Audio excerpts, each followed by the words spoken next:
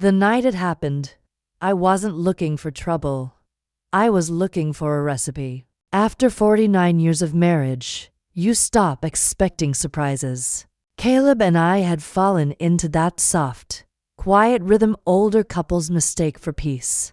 But sometimes peace is just silence pretending not to be fear. Good evening, my dears. My name is Miriam Ellison. I'm 78 years old. And if you're listening to me now, please take a moment to like this video, subscribe to Whispers of Mama Ruth, and tell me in the comments where you're listening from. Your support means more than you think, because some stories need ears that still believe in truth. It started in the kitchen, flour on the counter, the smell of coffee, and my husband's phone buzzing again and again on the table. He was upstairs, shaving. I picked it up to stop the noise, thinking it might be the pharmacy or our daughter calling. The screen glowed with that cold blue light that makes everything look guilty. A new voice memo. No title, just a time stamp. 9:57 p.m. I press play. At first, only static. Then, faintly, a car door closing. Gravel under shoes. To male voices. One of them I knew better than my own heartbeat. Caleb. The other, lower, unfamiliar, calm like a man who sells death for a living. If she discovers the truth. And her. The words didn't hit me like lightning. They landed slower, like poison. If she discovers the truth. I replayed it once.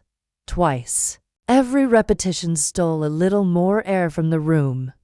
Maybe it was part of a movie. I told myself. Maybe a prank. Maybe anything that wasn't what it sounded like. But I'd spent my whole life reading between lines men wanted me not to see. His voice wasn't acting. It was planning. I stood there frozen, apron still tied, my hand leaving a print of flour on the phone screen. The clock ticked to loud, and every sound in that kitchen began to sound like evidence. Behind me, the old refrigerator hummed like it was thinking. The voice played again, slower this time. Caleb's breath, the gravel, then that same command. And her, and who? There was no name, just the kind of pronoun that erases women quietly. She. I looked around the room, as if the truth might be hiding somewhere in the wallpaper. My reflection in the oven door looked older, unfamiliar. What truth could possibly deserve an ending? When I heard Caleb's footsteps on the stairs, I locked the phone screen fast. Dinner smells good, he said, smiling the way men do when they think the world is still normal.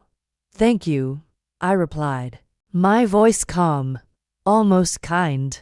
I was just cleaning up. He kissed my cheek, went to hang his coat, and the sound of the hanger scraping the metal bar made me flinch. He didn't notice. He never did. I stood there, tasting metal at the back of my throat, knowing I had two choices: believe the lie of peace, or follow the voice that had already begun to haunt me. So I did what I'd always done when I was afraid. I wrote things down. I took an old notebook from the drawer, wrote the date, and under it, just one sentence. If she discovers the truth. And her, then I added one more line below it. Tonight. I discovered the truth, and as I closed the book, I realized something colder than fear. Whatever Caleb was planning, it wasn't finished yet. That night, I couldn't sleep. The sentence from the recording kept circling my mind, scraping at the walls of reason. If she discovers the truth. And her, what truth? Whose ending? And why did it sound like my husband was agreeing to it? I got up at 2 a.m. and sat in the kitchen, where the clock's ticking felt louder than God. The phone was still there, black screen, silent as guilt. I picked it up again. The recording sat open like a wound waiting to be pressed. I hit play. The same car door, the same crunch of gravel, but this time, I noticed something new. a bell in the background. Not a church bell, smaller. The kind you hang on a store door or a bicycle. A soft ding between the voices. If she discovers the truth. Ding. And her. That sound, that tiny, ordinary bell, became a map in my head. Somewhere near us, my husband had been meeting someone, and that someone brought a bell with them. I went to the kitchen window and looked out toward the garage. The street was dark except for the distant glow of the gas station sign. Nothing moved, but I couldn't shake the feeling that the night itself was listening back. The next morning, Caleb acted as though nothing had happened. He hummed while buttering toast, kissed my forehead before leaving for his volunteer shift at the community center. That was his word. Volunteer. I'd never seen proof of it. When he left, I unlocked his phone again. There were dozens of recordings. Some deleted, some renamed, most labeled only by numbers and times. The oldest was from March, months before I ever knew he'd been recording anything. I played one from a Thursday morning. More gravel. The same voice, lower this time. She's starting to ask questions. Then Caleb's voice. Don't worry. She trusts me.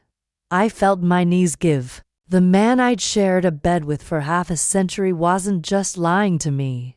He was reporting me. I began scrolling through more files. Some had faint background noises, a refrigerator hum, rain against glass, footsteps on tile. And then one stopped me cold. A recording titled Kitchen Reel, WAV. When I played it, I heard my own voice. Caleb, did you lock the back door? Yes, darling. Click of a light switch me laugh. Small, tired. He had recorded me. In my own kitchen. Without me knowing. That was when fear became something else. Not panic. Not grief. But calculation. If Caleb was listening to me, I would learn to listen better than him. I took a pen and marked the date and title on the page of my notebook. Kitchen Reel WAV. Then I added every detail I could remember. The bell, the voices, the timestamp, the sound of rain. My handwriting shook, but the ink didn't lie. By noon, I had one plan. I needed to know where those recordings were made. When Caleb returned that evening, smiling with his usual gentleness, I asked him what he'd done that day. Oh, just sorting boxes for donations, he said. You know, the Riverside storage place on Old Miller Road. And there it was. The first truth he didn't mean to give me. Riverside storage. A place full of boxes, locks, and maybe bells. I smiled back at him, pretending I hadn't heard the word that would change everything. But inside, I wrote it in bold across my mind: Riverside. And as he kissed me goodnight, I already knew where I'd be going in the morning. I arrived at Riverside Storage just before noon the next day. The sky hung low, colorless, like it had forgotten what blue meant. Rows of metal doors lined the lot, each one painted a different shade of denial. Rusted red, dull gray, stubborn blue. I could almost hear them whispering to each other, keeping secrets behind their locks. I told the man at the front desk that I was looking for a donation box. My husband might have left there. He didn't even ask my name, just pointed toward the row marked units 12 to 20. The gravel crunched under my shoes, and with every step I felt the echo of the voice from the recording. If she discovers the truth, end her. The sound repeated in my head until it started to sound less like a threat and more like a prophecy. Unit 14 had Caleb's handwriting on the tag, neat, disciplined, the kind of script that hides guilt behind order. The padlock was new to new. I stood there for a long time, pretending to check my purse, pretending to be harmless, until a man in a blue uniform passed by carrying tools. Ma'am, you all right? I think my husband forgot something in here, I said, with the kind of smile women learn for survival. He nodded, cracked the lock open with practiced indifference, and walked away before I could thank him. Inside, the air smelled of dust and cold metal. The light bulb overhead buzzed like a nervous fly, and on a small folding table at the back sat a cassette recorder, to empty coffee cups, and a little brass bell. The same sound from the recording. I moved closer. The recorder still had a tape inside, labeled in black ink. Kitchen, copy. My fingers shook as I pressed play. Static first, then my own voice again, asking about the back door, laughing softly. But this time, another sound followed. A man's whisper, low and deliberate, right after my laugh. She doesn't know yet. The voice wasn't Caleb's. It was the other one. The man from the first recording, and then, faintly, the bell rang once. Ding. Something about that sound felt rehearsed, almost ceremonial, like a signal. I stopped the tape and looked around. On the table were more cassettes stacked in neat rows, each marked with words that looked like dates and names: June, Sunday service, hospital, driveway, RS, meeting 3, and one simply called Ellison. Final. The label made my stomach twist. I didn't dare play it. Not yet. Instead, I took out my phone and snapped pictures of every tape, every label, every inch of that table. I wanted proof before anyone realized I'd been here. As I turned to leave, something glimmered behind the stack of boxes. A small USB drive taped to the wall. I pulled it free and slipped it into my pocket. Just as footsteps echoed outside the corridor, slow, heavy, confident. Men's voices. 2 of them. Did you relock it? One asked. Yeah, the other answered. Carver said nobody comes here during the day. Double quotes Carver. The name fell like a cold stone into my chest. I pressed myself against the metal wall, heart pounding so loud I was sure they could hear it. Through the thin crack of the door, I saw their shadows pass. One tall, one shorter, both carrying something metallic. They stopped right outside Unit 14. The taller one spoke first. Let's check if the copy's gone. The key scraped metal. I looked at the tiny light switch near my elbow, the one that controlled the single buzzing bulb above me. I turned it off. The world vanished into black. I held my breath as the door began to lift. A few inches. A few seconds. The sound of daylight spilling in, and then, wait, one of them said. Do you hear that? Because in that perfect silence, my phone, buried deep in my purse, had just started recording. The moment my phone began recording, I wanted to curse myself for not turning it off. But then I realized something. They didn't know where the sound came from. The recorder on the table was still humming with its faint red light. And in that darkness, it could have been anything. The metal door froze halfway open. A boot shifted, then silence. One of the men whispered, "It's still on." The other answered, "She was here." My heart slammed so hard against my ribs that I felt the fabric of my coat pulse with it. I could smell their cigarettes through the crack, cheap tobacco, and rain. Then, footsteps closer. The sound of fingers brushing against the cassette tapes. The taller man grunted. Unit 14 was never supposed to be touched. The name Carver echoed between them again. He said he'd come tonight. One muttered, "We'll wait for him." Carver. That name again. The one Caleb had spoken in his sleep 2 nights ago. Followed by something like "She's asking too much." Now the name had a face, or at least a shadow. They finally lowered the door, metal screeching against the ground. I stayed frozen long after their voices faded down the corridor. When I dared to breathe again, the air tasted like rust. I didn't leave immediately. Instead, I turned my phone light on for 3 seconds, long enough to scan the walls. There was something new I hadn't noticed before. A symbol drawn in white chalk. Behind the stack of boxes, a simple circle, crossed by a vertical line, and under it, the initials are STHE, same initials on one of the tapes. I took a photo, pocketed the USB drive, and slipped out quietly, outside. The sunlight felt too bright, almost violent. Every face in that lot looked suspicious. I walked to the bus stop and sat down, pretending to scroll through my phone. That's when a message popped up from an unknown number. You shouldn't have gone there. No name, no punctuation, just that. I froze, then deleted it, but it reappeared a second later, same words. Someone was watching me. When I got home, Caleb was already in the kitchen, his sleeves rolled up, pretending to be domestic. He smiled like a man rehearsing kindness. You were out long, he said.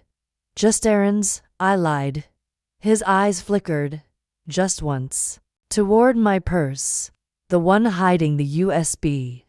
That night, after he fell asleep, I plugged the drive into my laptop. There was only one file inside. RS_initiative, then P4. The video was grainy. It showed a group of men sitting around a table in what looked like a storage unit. Concrete walls, folding chairs, a bell hanging in the corner. In the center sat Carver. Square jaw, gray suit. The kind of man who looks too calm to be honest. He spoke directly to the camera. Donations must stay clean. No witnesses. If she talks, it all collapses. A hand reached into the frame, Caleb's hand. I knew those veins, those freckles, that wedding ring. She won't talk, Caleb said. I'll handle it. The room on the screen filled with laughter, cold, mechanical laughter. I shut the laptop before the video ended, but the sound still echoed in my skull. I wanted to cry, but the tears refused to come. I wasn't sad anymore. I was awake. I wrote 3 things in my notebook that night. 1. Carver, man in gray suit. Authority. 2. RS, symbol in chalk, connected to initiative. 3. Caleb, husband, liar, accomplice. I didn't know yet what the initiative was, but I knew one thing.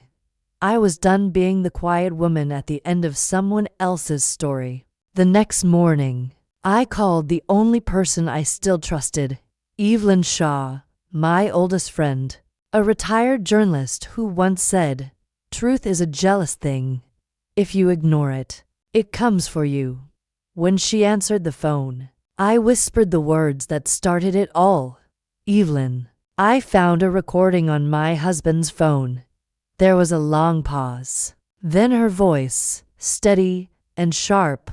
Pack a bag. I'm coming over. Don't let him see you touch that clock. The clock? I asked.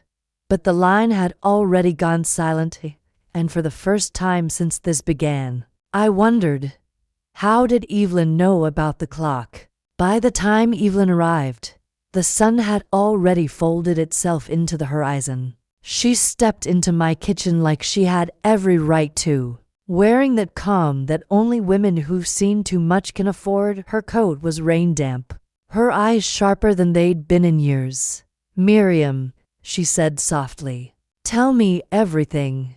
I told her about the recordings, about the USB, the bell, the men at the storage unit, about Caleb's voice and the word initiative. Evelyn didn't flinch once.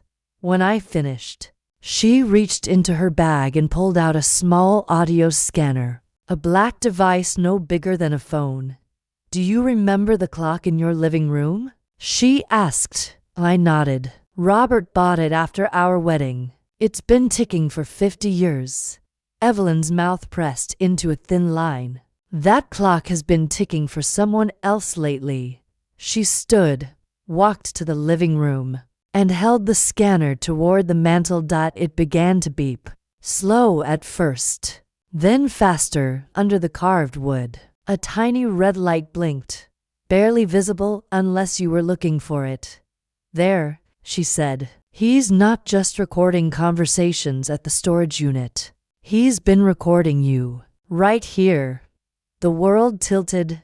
Caleb? I whispered. Or someone who needed to keep tabs on you through him. Evelyn replied. These devices send audio to a receiver through Wi-Fi or cellular. They're cheap, but effective. She pried open the back panel and pulled out a microchip smaller than a fingernail. See this? This isn't his doing. He doesn't have the skill. He's following orders. I sat down, gripping the edge of the table until my knuckles went white. Orders from who? Evelyn didn't answer right away. She turned the chip over, reading the code etched on its side. Then she looked up. Carver. He's behind all of it. And if the initiative is what I think it is, they've been using people like Caleb to move something, money. Maybe through fake donation accounts. Your name might be on one of them. I thought of the tapes in the storage unit. The folder marked Ellison. Final. Then they're trying to erase me, I said quietly. Evelyn nodded once. Exactly. We sat there in the half-light, the house too quiet for comfort. The air smelled of coffee and revelation. Evelyn, I asked, how did you know about the clock before I told you anything? She hesitated, then sighed. Because you're not the first woman to call me about Carver. That sentence changed everything. She reached into her coat again and placed a folded photograph on the table. It showed a woman about my age, kind eyes, careful smile, standing beside a young man in a gray suit. Her name was Grace Latimore. Evelyn said she found one of these recorders last year. Same model. Same mark on the chip. She died 2 months later. Car accident, they said. But you don't believe that, I said. Evelyn looked at me. I believe she discovered the truth. The room seemed smaller suddenly, the shadows deeper. If Carver's people know you found that storage unit, she continued, you have to be careful. They'll come for whatever you took, and maybe for you. I opened my mouth to answer, but before I could, the clock chimed. Not its usual hour mark. This was a different sound. 3 short rings. 1 long. Evelyn turned pale. That's not a chime, she said. That's a signal. We both froze. The scanner started beeping again. Somewhere outside, a car engine revved and then stopped. Headlights cut across the curtains. Steady, waiting. Evelyn grabbed my wrist. They know. The clock ticked once more, louder than before, like it was keeping score, and then the house phone rang. The phone rang like a scream muffled behind politeness. One sharp ring after another, cutting through the silence like a blade. Evelyn and I looked at each other, neither of us moving. It rang 3 more times, then stopped. We waited. The clock ticked once, mocking us. Then the phone rang again. Evelyn nodded at me. Answer it, but put it on speaker. I lifted the receiver slowly, my fingers slick with sweat. Hello. Static. Then a low voice, the kind that sounds both familiar and foreign when it finally tells the truth. Miriam, you shouldn't have gone there. It wasn't Caleb. It wasn't Carver. It was the other voice. The one from the recording. Who is this? I asked, trying to keep my voice steady.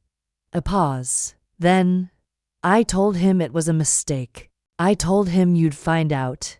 Evelyn leaned closer, her face pale. She scribbled record this on a napkin. I pressed the phone's side button to activate my own recorder. You told who? I asked. Carver, he said quietly. And your husband. The air left my lungs like a wave collapsing. Evelyn gripped the table. He didn't mean for you to hear that file, the man continued. It wasn't supposed to stay on his phone, but once it was there was no undoing it. Carver gave him two choices: silence you, or disappear himself. I felt my heart slow to a crawl. He recorded me, I whispered. Why insurance? He said. If something happened to him. Carver wanted proof you knew too much. I could barely speak. And who are you? I'm the one who used to make the recordings for them, he said. The one who learned too late that every sound has a price. You don't know me, but you've heard me. My name's Aaron. Evelyn's eyes widened. She mouthed the tech guy from the paper. He'd vanished years ago after exposing a political funds scandal. Never seen again. What do you want from me? I asked. Not what? Who? He replied. Carver is leaving town tonight. If you want to know what they were doing, why your husband joined them, you'll find the answers in Unit 14. Behind the false wall. The line crackled. Then his tone changed. Rushed. Fearful. They're tracing this call. Don't trust the police. Don't trust your house. And for God's sake, Miriam, don't touch the clock again. The line went dead. We sat there in the dark, the dial tone humming like a heartbeat that didn't belong to us. Evelyn finally spoke. He's right. There's no going back. Outside, the car engine that had been idling cut off. Through the window, I saw a shadow cross the yard. Broad shoulders, deliberate steps. A man who walked like he owned the ground. Carver, Evelyn whispered. The doorbell rang once. Then again, then stopped. We didn't breathe. The clock ticked. 1, 2, 3 times. And then the faint ding of the bell sounded from somewhere outside. The same one from the recordings. I grabbed Evelyn's hand. We need to go, she nodded. Back to Riverside. Before leaving, I looked once more at the clock on the mantel, its face shining under the dim light, the second hand twitching like it wanted to tell me something in its reflection. I saw something move behind us, a red light blinking where the microchip had been removed. He replaced it, Evelyn whispered, or it was never the only one. The sound of footsteps on the porch grew louder. A shadow darkened the frosted glass, and then a man's voice, smooth, measured, spoke through the door. Mrs. Ellison, you left something at Riverside. Evelyn mouthed, run. We slipped through the back door. Out into the wet night, the yard smelled of soil and danger. The rain came down like applause for a play we hadn't agreed to perform behind us. The front door creaked open, and through the storm, I heard the sound I feared most, the bell. We drove through the rain with no headlights. The road ahead nothing but streaks of water and fear. Evelyn gripped the wheel like she was steering a confession. Neither of us spoke until the first lightning flash revealed the rusted sign. Riverside Storage. Secure. Affordable. Private. The word almost made me laugh. We parked 2 lots down and ran the rest of the way under our coats. The storm smelled of iron and endings. Unit 14 waited for us like a mouth that had swallowed too many secrets. The padlock was back. New again. Whoever had come to my house had been here. Evelyn crouched beside the door, flashlight tucked between her teeth, and started working the lock open with a hairpin. I thought journalists weren't supposed to know how to do that, I whispered. She smiled faintly. Retirement teaches you new hobbies. The lock snapped open with a soft click, like a secret relieved to be known. Inside, the air was heavy and wrong. The folding table was gone. The tapes, the bell, everything. All that remained was a faint square of clean concrete where something large had once stood. False wall. Evelyn said, sweeping her light across the back corner. The beam caught a hairline crack that ran straight down the cement, too straight to be age. She pressed her palm against it. It shifted, just barely. "Help me," she said. Together we pushed until the thin panel gave way. Groaning like a wounded animal, behind it was a small hollow, a hidden room no bigger than a closet. Inside, a single chair, a tape recorder, and a metal box with the letters RSI burned into the lid and on the floor. Half covered in dust, another USB drive. This one labeled simply, Ellison. I picked it up, my name staring back at me like an accusation. What is this? Evelyn crouched beside the metal box, her flashlight trembling just enough for me to notice. "This is what Grace Latimore found," she said. "The real reason Carver killed her." When she opened the box, the air turned colder. Inside were documents sealed in plastic. Bank ledgers, donation forms, photographs, each stamped with the logo of a charity I recognized. One Caleb had claimed to volunteer for, except the totals were wrong. Hundreds of thousands of dollars marked as community aid had been funneled into private accounts, many under familiar names, and there, in black ink, at the bottom of one ledger, Miriam Ellison, beneficiary transfer pending. My stomach dropped. "They used my name," Evelyn nodded grimly. "They're laundering money through dead or dying donors. You were supposed to be next. The initiative isn't charity, it's inheritance theft." I felt the room spin, the walls closing in. All those nights, Caleb said, he was helping the needy. He was helping himself. And Carver. They'd built a network that turned generosity into murder. Evelyn slipped the papers into her bag. "We have enough to expose them, but we need proof this connects to him." I held up the USB. "Maybe this is it." She looked at me. "We play it somewhere safe." That was when the light from her flashlight flickered. Once, twice, then died. We both froze, outside the unit. A new sound rose beneath the storm. The soft, metallic ding of the bell. My pulse went wild. Evelyn mouthed, "They followed us." Through the thin metal, shadows passed. 2, maybe 3 men. "Search every unit." One voice ordered. "Carver," Evelyn whispered. "Back wall. There's an emergency exit behind the panel." We pushed the false wall again, forcing it open just enough to squeeze through. The rain greeted us like punishment. We ran, bent low between the rows, puddles swallowing our footsteps. Lightning flashed, long enough for me to see Carver standing in the main corridor, calm as a priest at a funeral. He raised his hand. Gun. Evelyn grabbed my arm. "Run!" A shot rang out, deafening against the metal. Sparks flew where the bullet hit the wall beside us.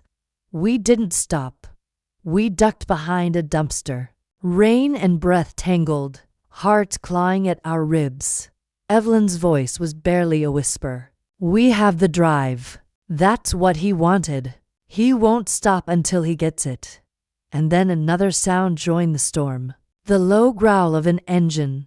Headlights swept across the row, slow and deliberate, until they landed right on us. Evelyn's single quotes S hand tightened on mine. "Don't move," she whispered. The truck door opened, boots hit the ground, and from the darkness came Caleb's voice. "Miriam, get in the car. Now." Caleb's voice cut through the storm like a blade through cloth. "Miriam, get in the car. Now." Evelyn grabbed my wrist. "Don't," she whispered. "He's part of it." But the headlights behind him glared too bright to tell if he was alone. He stepped closer, hands raised, water running down his face like tears that didn't belong to him. "Please," he said. "You don't understand what's happening. They're coming." "We know," Evelyn shot back. "Carver's already here." Caleb's jaw tightened. Then you don't have time to argue. He looked at me, the same eyes that used to mean home. Miriam, I can get you out, but you have to trust me for 5 more minutes. Trust. The word tasted like betrayal. Still, the rain was getting heavier, and Evelyn's lips were trembling from the cold. I nodded, just once. We climbed into the car. The inside smelled like wet leather and fear. Caleb started the engine, lights off, and drove out through the service gate behind the storage units. Where are we going? I asked. Somewhere they won't look, he said. The church on Hillcrest. Carver won't follow there. Evelyn crossed her arms. You think holy ground means something to men like him? Caleb didn't answer. His knuckles were white on the wheel. After a few minutes, he pulled off the road under a half-dead oak tree. They'll expect us to head to the main road, he said. We wait here. The silence that followed was heavier than the rain. Talk, I said finally. No more lies. He nodded slowly. It started 4 years ago. The initiative. Carver found me after I retired. Said he was starting a charity fund to help veterans and widows. He showed me the numbers, the partnerships, the donations. It looked legitimate. I thought I was doing something good. Until Evelyn asked. Until the first check bounced back from a fake bank account. I confronted him. That's when he told me the truth. The charity was a cover. They used old names, forgotten records, unclaimed wills. When someone died without family, they funneled money through their identity before the system could flag it. He swallowed hard. But when they needed a new donor, they created one. Someone believable. Someone respectable. Someone like you, Miriam. My chest tightened. So you offered me up? His voice cracked. They gave me a choice. They had proof that I'd sign off on their transfers. If I refused, they'd expose me. I thought I could protect you by playing along. Protect me, Evelyn said bitterly. By recording her, by letting them wire her house?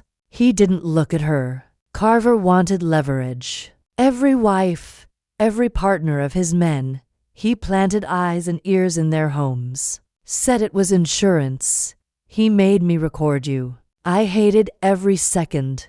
I stared at him, my mind a blur of fury and disbelief. And the file on your phone? The one that said if she discovers the truth?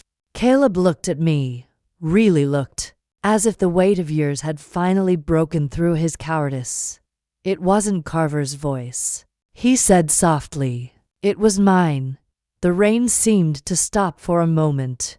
I could hear only the tick of the hazard lights, steady and cruel. You? I whispered.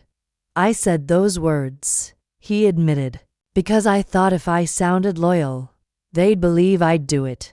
But I never would have hurt you. I swear it. Evelyn's voice was cold. Intentions don't erase recordings, Caleb.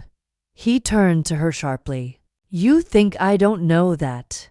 They're killing people who talk. Grace Latimore wasn't an accident. Carver made it look that way. He reached into his coat and pulled out a small envelope. This is what he wants. Everything. The real donor list. The account keys. He thinks you have it, Miriam. That's why he sent men to the house. To Riverside. He won't stop until he finds it. I stared at the envelope. Then give it to him. I can't, he said, because if I do, he'll burn the rest. And then every woman he's silenced stays forgotten. Evelyn leaned forward. So, what's your plan? Caleb hesitated. Aaron reached out to me weeks ago. He said he could expose the initiative if we gave him proof. The USB you found. It's the missing piece. Lightning flashed, and in its light I saw movement in the rearview mirror. Headlights. Distant but approaching. They found us, Evelyn whispered. Caleb cursed under his breath and slammed the car into gear. Hold on. The tires screamed against the wet road as we sped away, chased by two black SUVs. Gunfire cracked through the night, shattering the rear window. Glass rained over us. Caleb, I shouted. I see them. Evelyn gripped my hand. He's not going to outrun them. And she was right up ahead. The road split. One way toward the bridge, the other toward the riverbank. Caleb swerved sharply, headlights vanishing into darkness. For a moment, I thought we'd lost them. Then a new sound filled the air. The faint, haunting chime of the bell. It wasn't coming from the cars behind us. It was coming from inside our car. The bell chimed once, soft, almost polite, then again and again. Evelyn's eyes darted to the dashboard. Caleb, what is that? He didn't answer. His hands gripped the wheel so tightly that his knuckles turned bone white. Caleb, I shouted. He pressed his lips together. They planted something. Evelyn scanned the back seat, her flashlight trembling as the car swayed on the wet road. Where? Underneath, he said. Passenger side. I felt something shift when we hit that puddle. I reached down. Cold metal brushed my fingers. A small, box-shaped device taped beneath the seat. A red light blinked once for every chime. The sound wasn't a bell. It was a detonator's warning tone. God, Evelyn whispered. They rigged the car. Throw it out. Caleb barked. I clawed at the tape, nails scraping against the wet floor mat, heart racing. The light blinked faster. Evelyn grabbed a penknife from her coat and sliced the wire. The car went silent for half a second. Then the light turned green. Out. Caleb screamed. We dove into the mud as the explosion tore through the night. The fire painted the rain gold and red, swallowing the car whole. The heat pushed us flat to the ground, ears ringing, lungs burning. When I opened my eyes, Caleb was lying a few feet away, bleeding from his arm but alive. Evelyn was already on her knees, scanning the tree line. They'll come check the wreck, she said. We have minutes. I pulled the USB from my pocket, miraculously intact. The plastic casing was warm from the blast. Evelyn's voice trembled. That's our proof. We can't lose it now. Caleb struggled to his feet. There's an old fishing cabin down by the river. No one uses it. We can hide there. We ran through the forest, soaked and limping, guided by the sound of rushing water and the faint glow of flames behind us. When we finally reached the cabin, the world felt too quiet. The kind of silence that's earned, not given. Evelyn slammed the door behind us and wedged a chair under the handle. We need to know what's on that drive, she said. The laptop flickered to life on the dusty table. The file list appeared immediately. RS Initiative Ledger Ellison _ final. Recordings _ archive. Me hand hovered over the last one. Recordings. Evelyn nodded. Play it. The audio began with static, then voices. Dozens of them, layered, like a choir of ghosts. Carver's voice stood out first. She'll never trace it back. The old man's loyalty will keep her blind. Then Caleb's voice, tired, defeated. What happens if she finds out? Then she ends, Carver said. A pause. Then the faint ding of the bell again, same as always. But what came next froze the blood in my veins. My own voice. I already did find out. Evelyn's head snapped toward me. What? I stared at the screen, horrified. That's me. But I never said that. That's not. The voice on the recording continued, seamless, perfect. And you were right, Caleb. She doesn't forgive. It was my tone, my breath, my hesitation between words. But it wasn't mine. Evelyn's eyes widened. They cloned your voice. That's how they fake confessions, phone calls, anything they want. A folder opened on its own, Ellison_transfer_final MP4. The video showed a mock bank document with my name, signature, and voice confirming the donation of everything I owned to RS Initiative. They hadn't just been recording me. They'd been building a version of me that could sign my own life away.